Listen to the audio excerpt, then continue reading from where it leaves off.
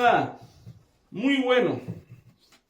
Y hoy vamos a dar la segunda parte. Permiso.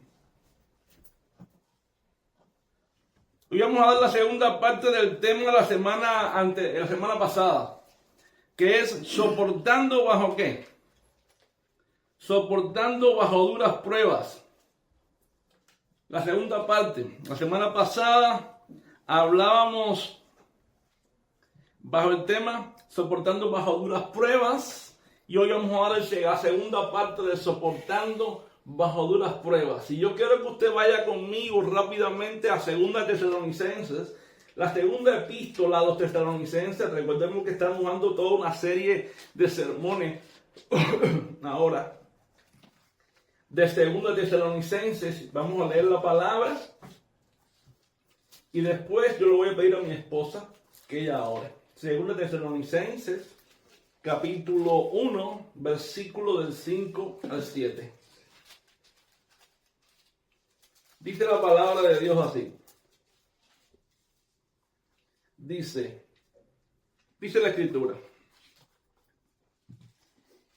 Esto es demostración del justo juicio de Dios, para que seáis tenidos por dignos del reino de Dios, por el cual asimismo padecéis. ¿Por qué justo qué? Porque es justo delante de Dios pagar con retribución a los que os atribulan. Tribulación. ¿Qué? A los que os atribulan. Y a vosotros que sois atribulados, daros reposo con nosotros, cuando se manifieste el Señor Jesús desde el cielo con los ángeles de su poder. ¿Qué está diciendo? ¿Te das cuenta? ¿Te das cuenta de lo que está diciendo ahí?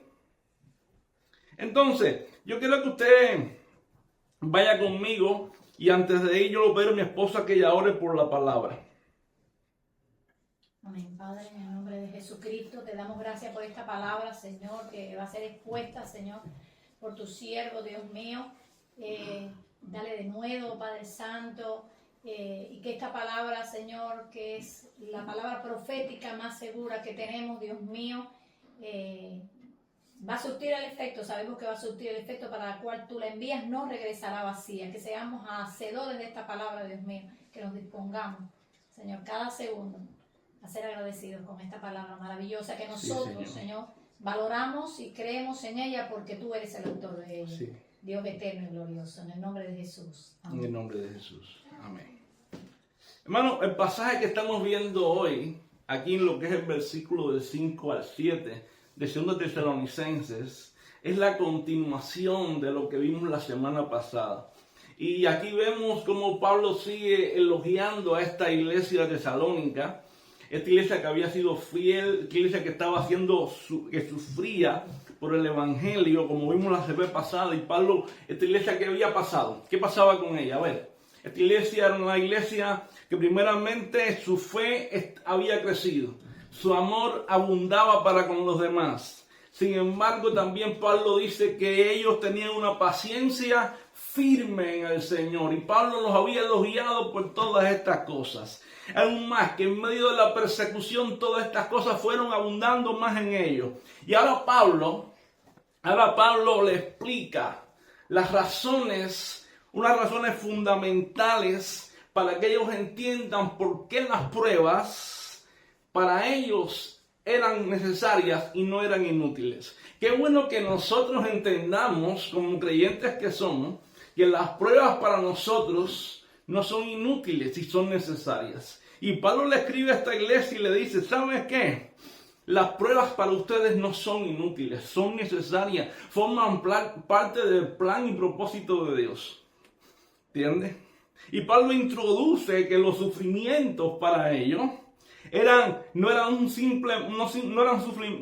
sufrimientos como simplemente un accidente de la vida, sino que eran ¿qué? Estaban dentro del justo juicio de Dios. ¿Te imaginas? Y ahora tú dices, ¿pero cómo es eso? ¿Cómo es que ahora estaban dentro del justo juicio de Dios? Y entonces Pablo le empieza a explicar ahora el propósito de las pruebas. Y es lo que hoy Dios nos va a hablar a nosotros. ¿De qué? Del propósito de las pruebas. Y en el versículo 5 vemos algo. Pablo dice así: esto es demostración de ¿qué? Del justo juicio de Dios, para que seáis tenidos, ¿por qué? Por dignos del reino de Dios, por lo cual asimismo padecéis. Ahora, fíjate que Pablo que le está diciendo. Pablo le está diciendo que las persecuciones eran una evidencia de que era evidencia de no de pérdida, sino de propósito. Es decir, ustedes están siendo perseguidos, ustedes están pasando por una prueba, pero eso no es para que ustedes no están perdiendo nada, no es abandono de Dios, no es que Dios no está con ustedes.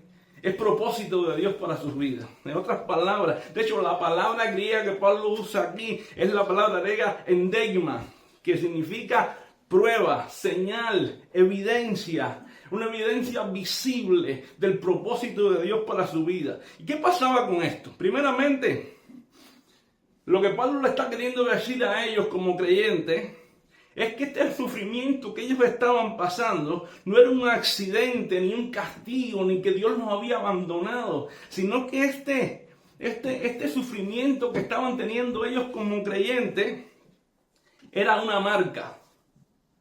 Era una marca, era una señal pública, era un distintivo, una demostración externa de ¿qué? De que Dios estaba obrando algo en sus vidas.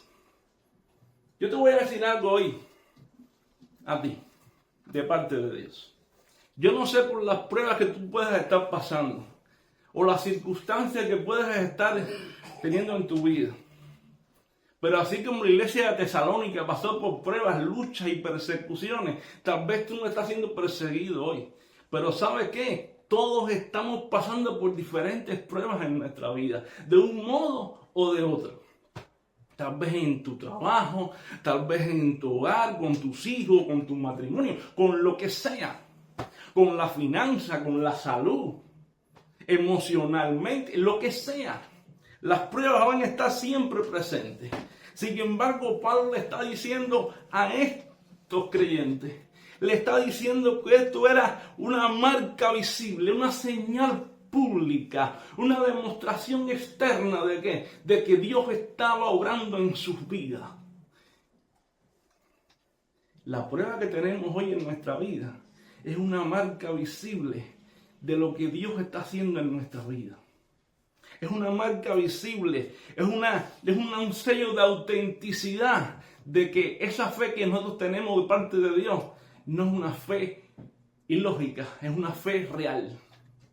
Que esa fe que tú tienes, ese cristianismo que está en ti, no es un cristianismo cualquiera, es un cristianismo que está pasando por el fuego. Y para pasar por el fuego y ser aprobado, tiene que pasar ¿por dónde?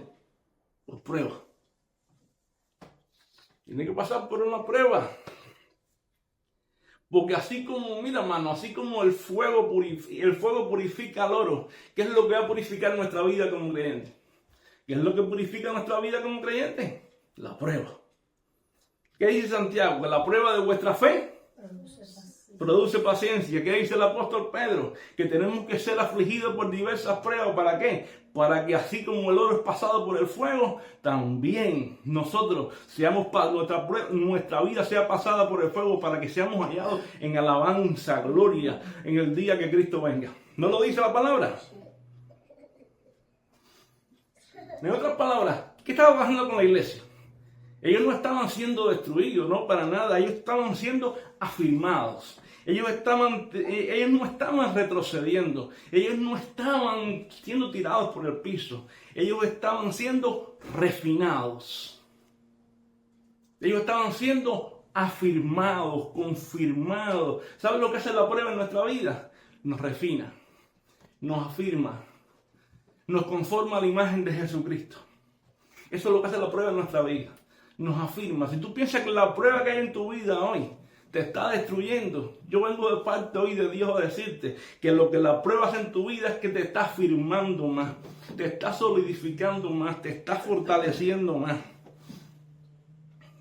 Y tal vez tú no lo ves hoy, pero mañana te vas a dar cuenta. Por eso cuando tú hoy ves un problema y tú dices, este problema lo puedo vencer en el nombre de Jesús, es porque ayer fuiste probado aún más fuerte y hoy te ves con raíces para vencer en fe. ¿Sí o no? Cuando tú dices hoy no hay nada imposible para Dios, es porque ya tú probaste una prueba donde viste a Dios obrando en lo imposible.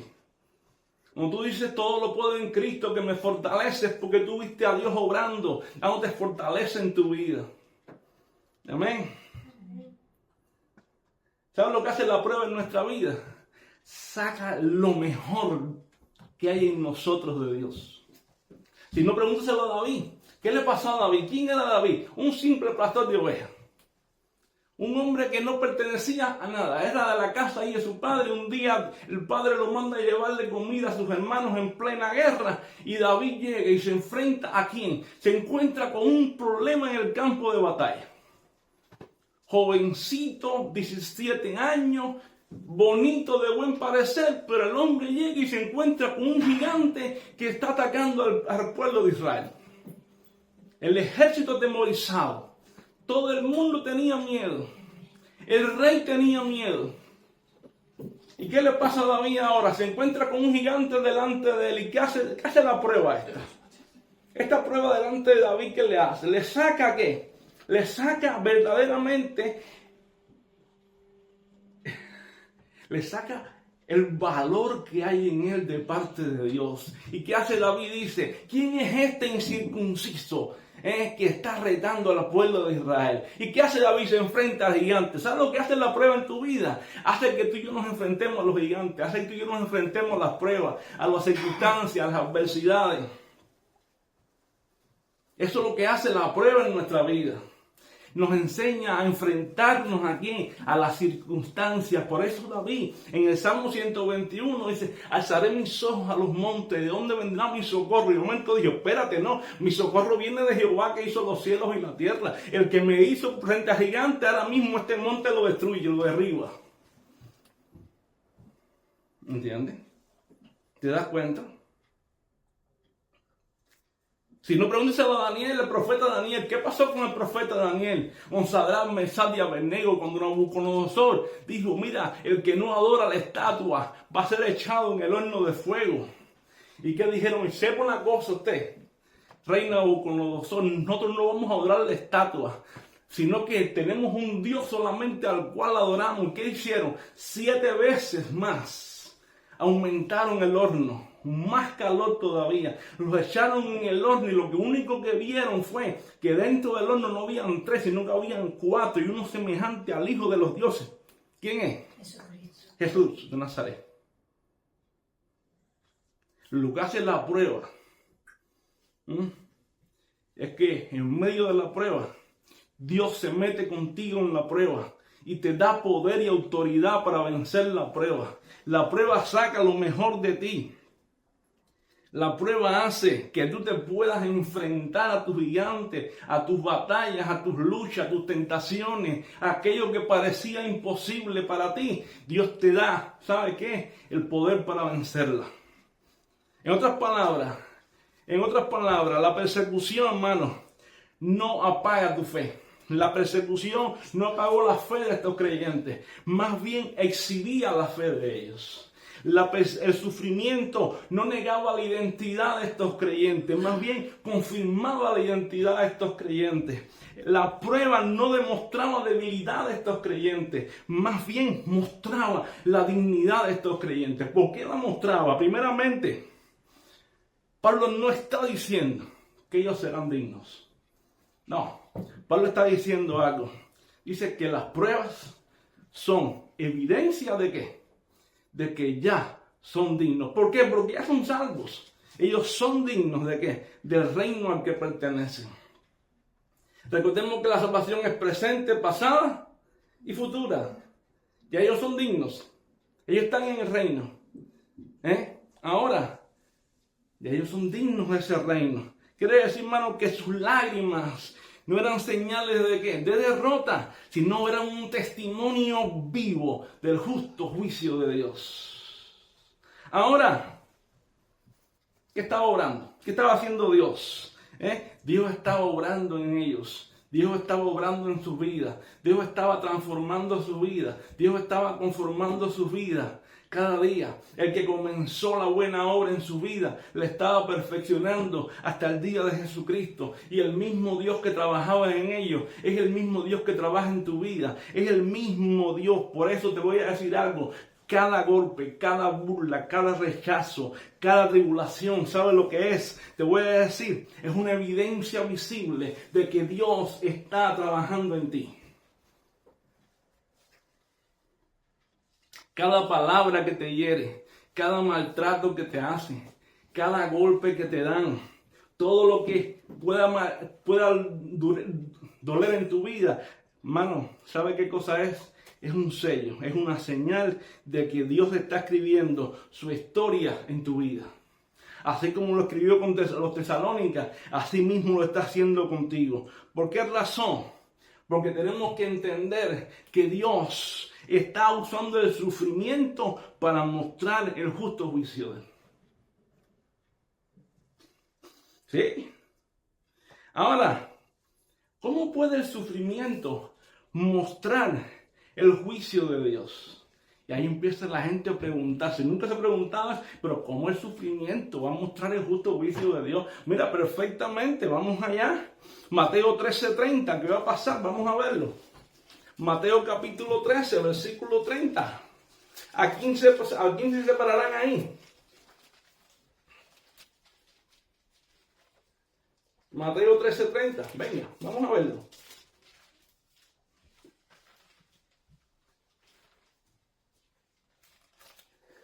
Si usted piensa que la prueba es dura, es mala, te vengo a decir hoy que la prueba no es mala. Es la obra de Dios en tu vida.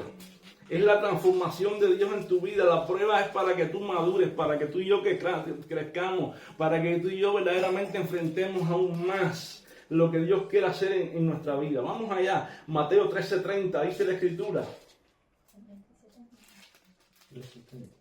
Sí, dice la Escritura así. Dice así. Dice ahora. Dice, y les dijo. Vuelve del 29. Y les dijo, no sean, voy a leerlo más atrás, para coger bien el contexto. Dice del 24, el reino, dice, él refirió una parábola diciendo, el reino de los cielos es semejante a ¿qué? A un hombre que sembró buena semilla en su campo, pero mientras dormían los hombres vino del 24, semilla en su campo, pero mientras dormían los hombres, vino el enemigo y sembró ¿qué? Cizaña en el trigo, cizaña entre el trigo, y se fue. Y cuando salió la hierba y dio fruto, entonces apareció ¿qué? También la cizaña. Y vinieron entonces los siervos del padre de familia y le dijeron, Señor, ¿no sembraste buena semilla en tu campo? ¿De dónde pues tienes cizaña? Y él le dijo, un enemigo ha hecho esto. Y los siervos le dijeron, ¿quieres pues que vayamos y la arranquemos? Y él les dijo, no sea que al arrancar la cizaña, también ¿qué? Arranques el trigo, dejad crecer juntamente el uno con el otro hasta la siega. Y al tiempo de la siega, ¿qué dice? Yo diré a los segadores, recoger primero la cizaña y atarla en manojo para quemarla, pero recoger el trigo en granero. ¿Qué hace el juicio? ¿El juicio qué hace? ¿Qué es lo que separa? El trigo de la cizaña. Vino el enemigo, sembró cizaña entre el trigo y puso lo que no era, puso la mala hierba. Sin embargo, ¿qué dijo el dueño del campo? Que dijo, no separen nada, déjalo así como está. Siempre va a haber cizaña, siempre va a haber prueba, siempre va a haber circunstancias dentro del pueblo de Dios. Si tú piensas que no va a haber circunstancias, estamos errados. La prueba siempre va a venir una cizaña a tu vida.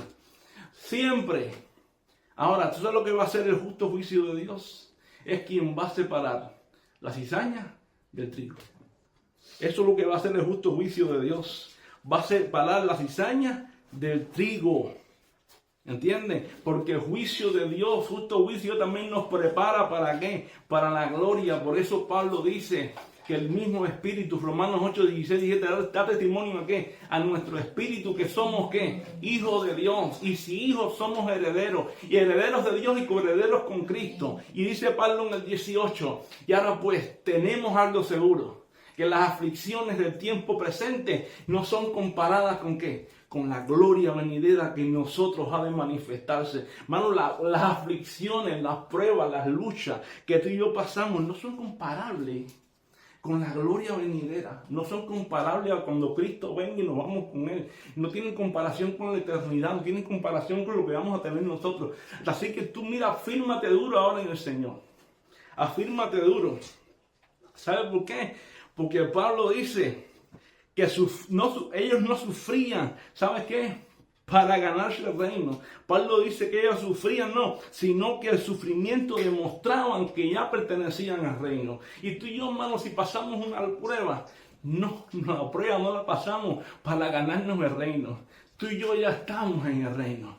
Tú y yo ya somos de Cristo. Tú y yo estamos en Cristo.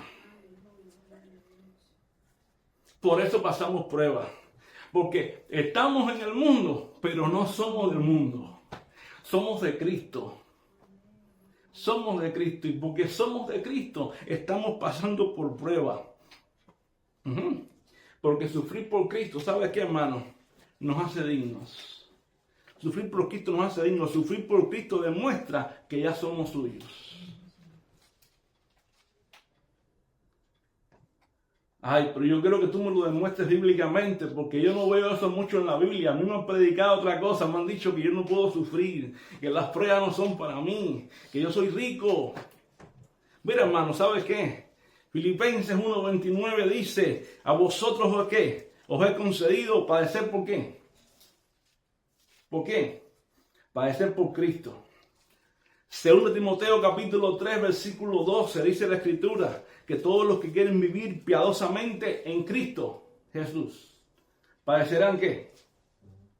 Padecerán persecución. Mira, si tú quieres vivir piadosamente en Cristo, si tú verdaderamente quieres, segundo Timoteo capítulo 3 versículo 12, si tú y yo queremos vivir piadosamente en Cristo, tú y yo vamos a padecer persecución. Y tú piensas que no, man.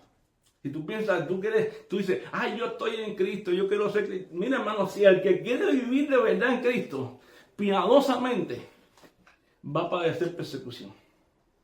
Va a pasar por prueba. Si Cristo pasó por prueba, los apóstoles pasaron por prueba. A Pablo le cortaron la cabeza. A Pedro lo crucificaron de cabeza. ¿Tú sabías eso? De cabeza. A todos los mataron, a todos. Dime una cosa, que tú pases pruebas aquí no tiene nada que ver, ¿entiendes?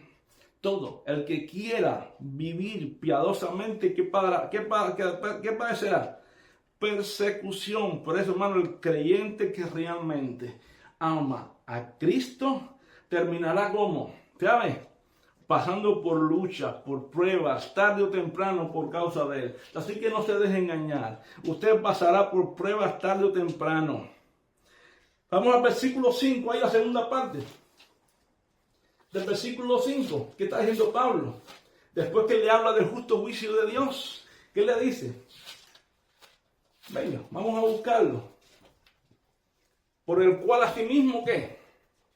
Padecéis. Por el cual asimismo padecéis. En otras palabras, ¿qué está diciéndole Pablo a ellos? Pablo le está recordando que el sufrimiento llega por causa de ¿qué? Por causa del mismo reino de Dios. Ustedes sufren, no por ustedes. Ustedes no sufren porque viene por inercia. No, ustedes sufren por causa del reino de Dios. Y ahí como todo el mundo es así, dice, no, espérate, no. Si ustedes sufren por causa del reino de Dios. Ustedes no sufren por malas decisiones, ustedes no sufren por el pecado, ustedes no sufren por torpeza humana, ustedes no sufren porque no conocen, no, ustedes sufren por Cristo. Ustedes sufren por el justo juicio de Dios, ustedes sufren porque son creyentes, ustedes sufren porque verdaderamente ustedes han decidido seguir a Cristo. Ahora, aquí está la razón de muchos. A Jesús le dijeron en Juan capítulo 6, versículo 60 en adelante, dura cosa es esta, dura palabra me estás diciendo. ¿Y quién se lo dijo? Los discípulos. ¿Y qué le dijo? Oye, los discípulos mismos le dijeron, y se fueron un montón de discípulos, se le fueron, nomás quedaron los 12. Pero hoy cuando tú le predicas a una iglesia, tú le dices, tú estás sufriendo por causa de Cristo, y vas a sufrir por causa de Cristo, ¿qué te va a decir? Esa es una iglesia que no, que es sufriente, que demás. ¿Sabe por qué? Porque este es el mensaje del Evangelio. Y estamos adaptados ¿a qué? A un mensaje el cual es triunfalista, el cual te quiere llevar a un reino de mentira, a otra dimensión, ¿a qué? A un lugar mayor, todas estas cosas. Ajá. Pero no, hermano, tenemos que entender una cosa, que si sufrimos por Cristo, eso va a confirmar nuestra identidad. Nuestra identidad. Pregúntese al apóstol Pedro, cuando predicaba ahí en el libro de Hechos capítulo 4. ¿Dónde estaba el apóstol Pedro? Dice la escritura que le prohibieron hablar en nombre de Cristo. ¿Y qué le hicieron? Lo tomaron preso y le dieron latigazo. En Hechos capítulo 5 dice que estuvo preso y la iglesia hacía oración sin cesar por él. Hechos 12:5. Hechos 12:5. ¿Eh? En Hechos 4 estuvieron presos. En Hechos 12:5 estaban presos. Preguntémonos al apóstol Pablo, que estuvo preso en parte de su ministerio. Sus epístolas fueron casi escritas todas. ¿Dónde? En su ministerio estando preso. Tanto que en un momento tuvo que decir, he peleado la buena batalla, he acabado la carrera, he guardado la fe, por lo demás me está, ¿qué? Guardar la corona de vida. ¿Dónde estaba Pablo donde escribió eso? En una mazmorra. Y iba a ser ¿qué? Iba a ser sentenciado, iba a ser ya asesinado ya por la causa de Cristo. Tanto que tuvo que decir, versículos atrás tuvo que decir, todos me abandonaron, todos me dejaron, Demas me abandonó. Solo Lucas está conmigo. Timoteo, tráeme el abrigo, el capote, tráeme los pergaminos, tráemelo todo. Pero hay un versículo ahí en 2 Timoteo capítulo 4 que dice, pero el Señor estuvo conmigo y me dio palabra. ¿Te das cuenta? Pero qué bueno, hermano, que tú y yo aprendamos a sufrir, pero no como malhechores. Porque sufrir como malhechores no produce gloria. Sino que aprendamos a sufrir de verdad, como creyentes. El versículo 16 de Primera de Pedro, capítulo 4, versículo 15, perdón, del capítulo 4 dice la escritura, si alguno de vosotros padece como homicida o ladrón o malhechor o por entrometerse el ajeno, esto no produce gloria. Pero ¿sabe? Pero si nuestro sufrimiento viene como creyentes, eso va a traer gloria, porque el 16 dice, pero si alguno padece como cristiano, no se avergüence, sino glorifique a Dios por ello. Mira, hermano, si tu padecimiento, si nuestra prueba, si nuestras luchas son como creyentes, glorifica a Dios por ello. Glorifícalo. Ahora, hay un mensaje de esperanza después de todo esto. ¿Por qué razón? Porque ahí en el versículo 6 Pablo nos dice ahora, algo muy importante. Nos habla del justo pago de Dios. ¿A quién? A aquellos que nos atribulan. Quiere decir que en medio de tu prueba, Dios tiene justicia. Dios no se olvida de ti en medio de la prueba. Vamos a verlo. Dice 2 Tesalonicenses capítulo 1, versículo 6. Vamos a verlo. ¿Por qué es justo delante de Dios? ¿Qué? ¿Pagar con tribulación a quién?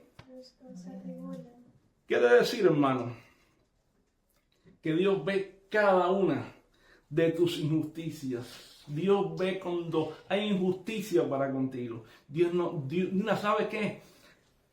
Dios no está ajeno a ti. En medio de tus pruebas, Dios está viendo tus pruebas. Dios ve cuando son injustos contigo. Es decir, hermano, que nada va a pasar desapercibido. Nada en esta tierra está pasando desapercibido. Cada burla, cada humillación, cada ataque, cada desprecio, cada vez que tienes situaciones en tu familia, cada vez que tienes problemas en tu trabajo, lo que estés pasando en tu salud, lo que sea, ¿sabe qué? Dios lo ve. Dios lo ve, lo registra y también lo juzgará. Éxodo capítulo 3, verso 17, dice, verso 7, la escritura lo confirma. Dice la palabra, mismo Dios a los israelitas en Egipto le dice la escritura, he visto ¿qué? ¿Qué dice? La aflicción de mi pueblo. He visto la aflicción de mi pueblo. He oído su clamor. He descendido.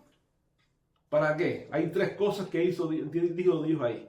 He visto la aflicción de mi pueblo. Después más adelante dice, he oído su clamor. Y tres, y he descendido para librarlos. ¿Y a quién envió? A Moisés. Mira, Dios siempre tiene un libertador. Dios siempre tiene una solución para tu vida.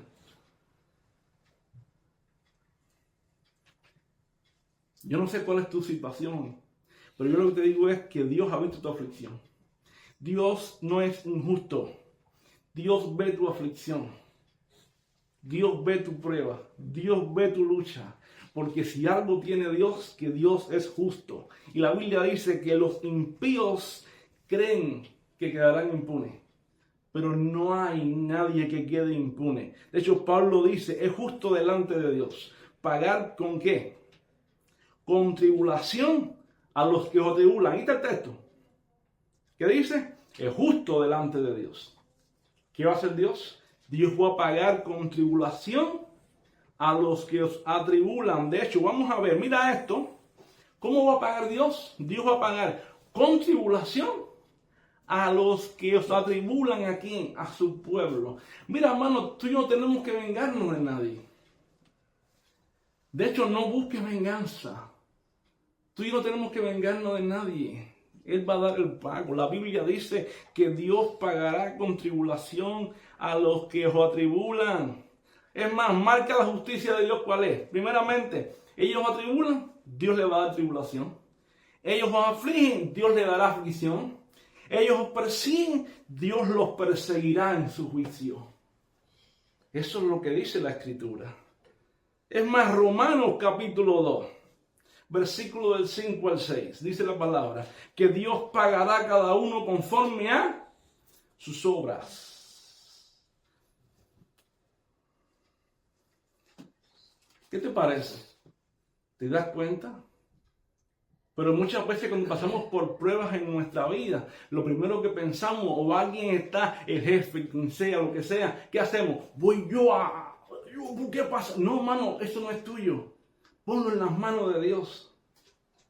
Déjaselo a Dios. Tú no necesitas vengarte por ti mismo. De Jehová es la venganza. Dios es el que hace justicia.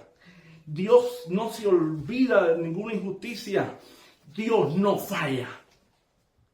Dios no falla, no falló con los de Tesalónica, tampoco fallará contigo, porque Dios no es hombre que miente, ni hijo de hombre que se arrepiente. Lo que Él dice, Él lo hace. ¿Por qué razón, hermano? Porque hay algo que tenemos que entender, que la justicia de Dios no es venganza emocional, la justicia de Dios es retribución perfecta. Dios no va a ir ahora, emocionalmente, no. Dios es justo y retribuye con perfección. Por eso, a veces, yo veo, hace un tiempo, veo personas, ¿no? Que dicen, no sé si usted lo ha visto por ahí, dice, Señor, hazme justicia. No lo he visto, hermano. Dicen, y yo, cuidado, no digas eso. ¿Por qué? ¿Por qué? Y yo le digo, porque Dios es justo. Porque si no es Él y eres tú, ¿con quién va a hacer justicia? Te lo va a hacer a ti y no a Él. Entonces, de decir, Señor, hazme justicia, es decir, el Señor paga con retribución perfecta. Si Dios ve que la justicia es para ti y no para Él, o para otro lado, Dios va a hacer justicia perfecta. Porque si algo tiene Dios, es que Dios es justo. Él no es como los hombres, que se mueven por emociones ¿Cuáles son las emociones de los hombres? Ay, mira, este es mi primo. No, Dios no se mueve así. Dios es justo. Dios no juzga movido ni por rabia, sino por la perfección de su juicio. ¿Por qué? Porque Él es santo, Él es justo, Él es exacto, Él es equilibrado, ¿sabe qué? Él es inmutable, Él no cambia. Por eso, ¿qué tenemos que hacer tú y yo? Tenemos que arrepentirnos. Tenemos que enfrentar, ¿qué cosa? El juicio, sabiendo, ¿sabe qué? Sabiendo que Dios a nosotros nos tiene en su mano. Nos tiene en su mano. Ahora, ¿qué pasará a aquellos que verdaderamente no tienen a Cristo? Mira, hermano, si el hombre no se arrepiente, este juicio, ¿cuál será? El hombre que no se arrepiente, ese juicio, dice la Escritura en el verso 8 y 9, que será fuego eterno y perdición eterna. Yo creo que tú y yo lo busquemos ahí. Vamos allá. El hombre que no se arrepiente, aquel que no tiene a Cristo, no es cristiano,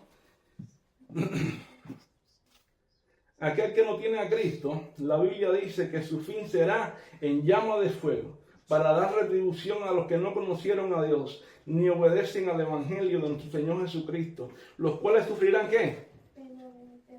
Pena de eterna perdición, excluidos de la presencia del Señor y de la gloria de su poder. Ese será el fin de aquellos que no se arrepienten.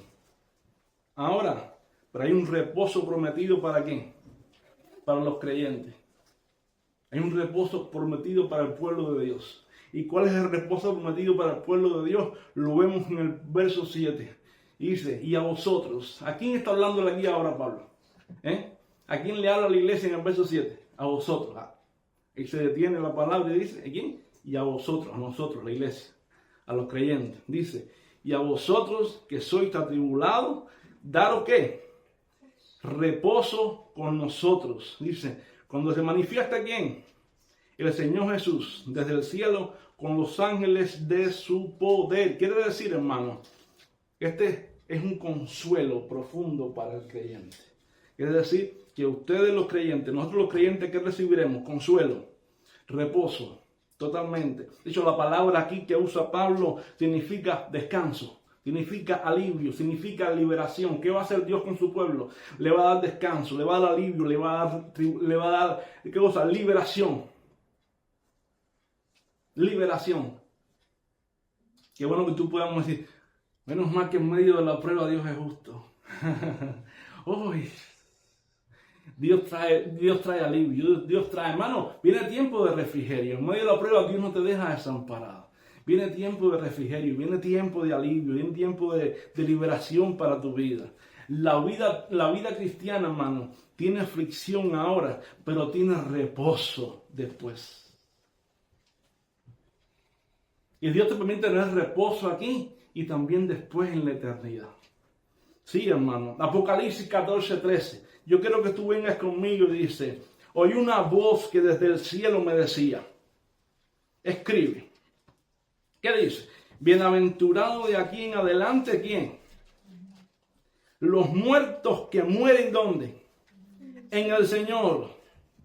Sí, dice el Espíritu, descansarán de sus trabajos porque sus obras con ellos siguen.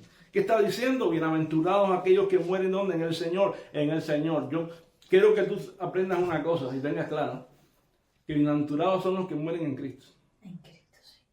No los que no están en Cristo.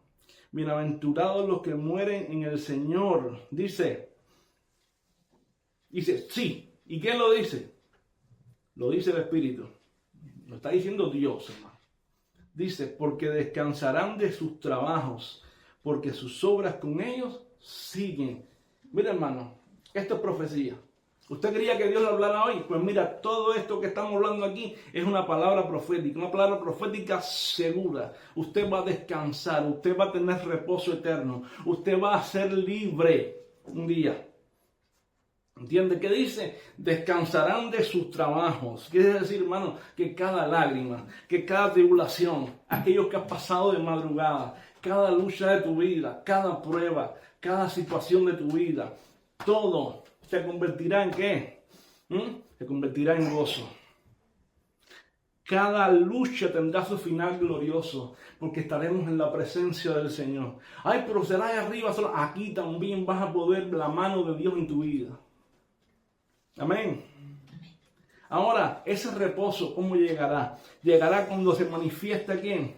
Se manifieste el Señor Jesucristo. Porque esta es la esperanza del cristiano. Y la esperanza del cristiano, hermano, no está en un mundo mejor. La esperanza del cristiano está en el retorno de Cristo. Dice la Escritura que estamos esperando la esperanza, que aguardando la esperanza bienaventurada de la manifestación gloriosa de nuestro gran Dios y Señor Jesucristo. Hay una esperanza bienaventurada para ti. Tú no la estás esperando, porque yo lo estoy esperando. ¿Y cuál es? La manifestación gloriosa de nuestro gran Dios y Salvador Jesucristo. ¿Y cómo regresará? Dice la Escritura. Pues mira, dice la Escritura que será visible. Dice la Escritura que todo ojo le verá. Que será un regreso glorioso, con los ángeles del cielo, con voz de mando, con trompeta de Dios, dice la Escritura, que será un regreso triunfante, irresistible, que será aquello tremendo. ¿Cómo lo hará? La Escritura dice que lo hará con sus ángeles de poder, dice la Escritura, es decir, con todo su ejército celestial. Será la segunda venida de Cristo, ¿entiendes? Y tú y yo, ¿qué tenemos que hacer? Tenemos que estar preparados para ese día. Tenemos que estar aguardando la segunda venida de Cristo. Tenemos que estar seguros que ese día será un día maravilloso en el cual nos uniremos al Señor. Amén. Seremos uno con Él. Amén. Amén. Ahora, hay una cosa. Ese día será un día de terror para los impíos, pero será un día de reposo eterno para su pueblo. Ahora, ¿cómo será el reposo? Bueno, el reposo es compartido con nosotros. ¿Por qué razón? Porque Pablo dice, con nosotros. ¿Y por qué? Porque todos los redimidos, todos, que Pablo se menciona, se incluye él. ¿Y por qué se incluye? Dice, con nosotros. Es decir, incluye a Pablo, a Silas y a Timoteo. ¿Entiendes? Y dice, ¿por qué con nosotros? Dice, ¿sabes por qué? Porque todos los redimidos, los de Tesalónica, y nosotros, los del siglo XXI, los que estamos aquí ahora, todos nosotros, también estaremos con el Señor. Todos estaremos con Cristo, todos, los ancianos, los jóvenes, todos estaremos con el Señor, todos estaremos con el Señor. Todos estaremos con el Señor. Quiere decir que nos reuniremos con Cristo, estaremos con Él. Ahora, ¿sabe qué? No descansemos. ¿Sabe qué? Peleemos la buena batalla de la fe, echemos mano de la vida eterna, caminemos en fe cada día. Cristo viene pronto por su pueblo, ¿entiende? Cristo viene pronto por su pueblo y su galardón viene con él. Un día toda lágrima se secará. ¿Sabe qué? Tus pruebas cesarán. Cristo vendrá y ¿sabe? Algo nos muestra el pasaje. El pasaje nos muestra una cosa, que Dios usa las pruebas para mostrarnos su justicia, que Dios traerá retribución a los impíos y que Dios traerá reposo para sus hijos fieles. ¿Sabes qué cosa? Por eso, mi hermano, te voy a decir algo. ¿Sabes? No abandones, no eches hacia atrás, no retrocedas, no te desanimes, no te dejes afligir. Cristo viene pronto y su galardón con él. El Señor regresa en breve. Los cielos se abrirán. Cristo descenderá del cielo. La carrera cristiana no es en vano. Camina en fe, pelea verdaderamente agarrado del Señor. Toma la palabra, vive en oración y verás la mano de Dios sobre tu vida. Hoy es el tiempo aceptable. Hoy es el día de salvación. Echa mano de la vida eterna. Amén. A la cual fuiste llamado. Hay luchas, hay pruebas, hay circunstancias, hay adversidades. Pero en medio de todo eso tenemos la fidelidad de Dios para con su pueblo. Amén. Amén. Vamos a orar. Señor, te damos muchas gracias. Gracias porque a pesar de las circunstancias de la vida cristiana, a pesar de que muchas veces pasamos por pruebas, tribulaciones,